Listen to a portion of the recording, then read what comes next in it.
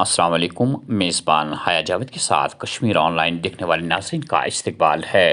4 اکتوبر 2026 عیسوی بمطابق 29 ربیع الاول 1446 ہجری بروز جمعہ۔ ناظرین ڈالتے ہیں آج کے خبرنامے پہ ایک نظر۔ پوری طرح سازگار ماحول قائم کرنے کے لیے مزید کچھ سالوں کی ضرورت۔ پچھلے سال تک وادی کے درجنوں نوجوان عسکریت تنظیموں میں شامل ہوا کرتے تھے، لیکن اب اس پر مکمل روک لگی ہے۔ صرف 80 ملٹنٹ اس وقت سرگرم ہے۔ ہمارے لیے سب سے بڑا چیلنج وادی کشمیر میں امن قائم کرنا ہے۔ ملٹنسی آخری سانس لے رہی ہے اور واضح طور پر ملٹنسی کو فروغ سرحد پار سے مل رہا ہے۔ لیفٹیننٹ جنرل راجو گائی کا پریس کانفرنس میں انکشاف۔ As I prepare to relinquish the command of one of the most elite formations of the Indian Army, I am sanguine that the situation here in Kashmir, in the valley, is peaceful and stable, and that the Chinar Corps, over the last 16 months that I have been at the helm, has strived hard to valiantly guard our borders, nix and negate numerous attempts at infiltration by inimical elements, while also simultaneously prosecuting a very robust and successful counter-terrorist campaign within the Kashmir Valley. While doing this, we've also been very conscious and sensitive of our responsibility as part of nation building to maintain our connect with the Kashmiri people and the Awam. In this, as you are aware, we've initiated numerous programs and initiatives to make sure that we are always and at all times with the people of Kashmir. Today, as I am at the helm and shortly to leave, I realize that the region is at the cusp of a new beginning. We've seen over the last year and a half numerous significant events taking place here, and we've also seen a lot of development come to the region. In my view, this has been facilitated by a stable security situation brought about by very, very significant efforts that have been put in by the Chinar Corps and its sister agencies and organizations such as the Jammu and Kashmir Police, the CAPFs that are deployed here, and numerous other security agencies. خبر رساں agency جی N S کے مطابق کل دوپہر کشتواڑ کے چاٹرو علاقے میں militant اور فورسز کے مابین گولیوں کا تبادلہ ہوا۔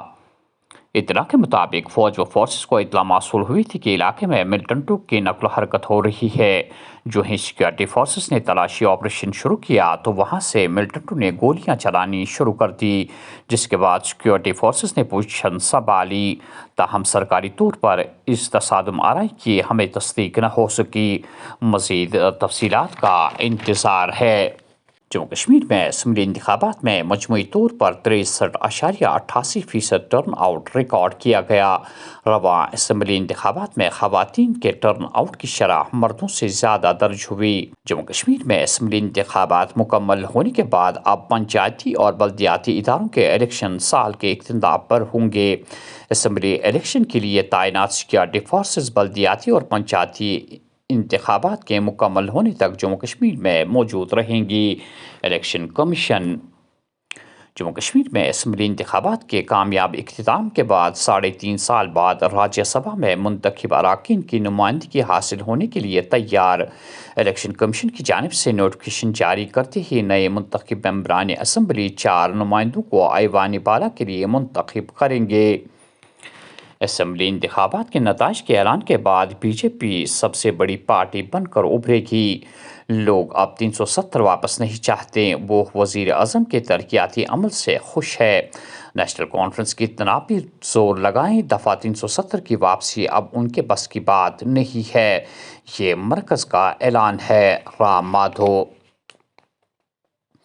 جموں کشمیر کے مختلف علاقوں میں ڈینگی بیماری کا پھیلاؤ جاری، مزید 76 کیس درج۔ اس سال اب تک کیسوں کی کل تعداد 1891 ہو گئی۔ بیماری سے گھبرانے کی نہیں بلکہ احتیاط برتنے کی ضرورت، ماہرین ڈاکٹر۔ کل رفتپورہ عیدگاہ سری نگر میں ڈائریکٹوریٹ آف ہیلتھ نے ہیلپ فاؤنڈیشن اور 1SEL کے اشتراک سے آنکھوں کے معائنے کا مفت طبی کیمپ منعقد کیا تھا۔ یہ طبی کیمپ خصوصاً دستکاروں اور ان کے کنبوں کے لیے منعقد کیا گیا تھا، کیونکہ یہی وہ دستکار ہے جن کی وجہ سے وادی کشمیر کو ایک بلند مرتبہ حاصل ہے۔ یہ ہمارا ادارہ جو ہے ہیلتھ فاؤنڈیشن پچھلے 25 سالوں سے لوگوں کی خدمت کرتا آ رہا ہے، ہر ایک سیکٹر میں، جس میں ایجوکیشن سیکٹر ہے، امپاورمنٹ آف وومن سیکٹر ہے، اور ساتھ میں اب ہیلتھ سیکٹر ہے۔ ہیلتھ سیکٹر میں ہم بہت کچھ آگے بڑھ چکے ہیں، جس میں ہم نے خاص کر ایک ٹارگٹ بنایا ہے مینٹل ہیلتھ کا، کیونکہ جیسا کہ آپ کو معلوم ہے کہ ہمارا کشمیر کچھ نامساعد حالات ہوئے ہیں، کووڈ ہوا ہے، جس کی وجہ سے ہمارے ذہنوں پہ بہت سارا اثر پڑا ہے۔ تو نمبر 1۔ نمبر 2، اگر ہم روزگار کے حوالے سے بات کریں، جیسے کہ ہمارا روزگار، جو ہمارے کارکن ہیں، جو ہمارے کاریگر ہیں، چاہے وہ پشمینہ بنانے والا ہو، قالین بنانے والا ہو، پیپر ماشی بنانے والا ہو، یہ پہلے ہی اگر ہم دیکھیں گے، یہ جو سارے ہمارے کام ہیں جن کی ہماری ایک پہچان بن چکی ہے، جو ہماری پہچان جس سے ہمیں جانا جاتا ہے کہ کشمیر دستکار کے لیے مشہور ہے، انفارچونیٹلی جو یہ کام ہے وہ کام آہستہ آہستہ ہم سے پچھڑ چکے ہیں، ہم سے دور ہو چکے ہیں۔ وجہ یہ ہے کہ یا تو ان کاریگروں کو وہ معاوضہ نہیں ملتا ہے جس کے وہ حقدار ہیں، یا ہم ہی اگنور کر رہے ہیں ان کو۔ تو اب ہم نے ایک بیڑا اٹھایا کہ ہم ان سب کاموں کو جو یہ کاریگر کرتے ہیں ان کو ہم ریوائیو کریں گے، جیسے کہ حال ہی میں ہم نے ٹیپسٹری کام اس کو ریوائیو کیا، اس کے لیے کچھ جو ہمارے پارٹیسپینٹس ہیں ان کے لیے ان کو سکھانا شروع کیا، یا ہمارے سینٹر میں قالین کا کام چل رہا ہے یا پشمینہ کا کام چل رہا ہے۔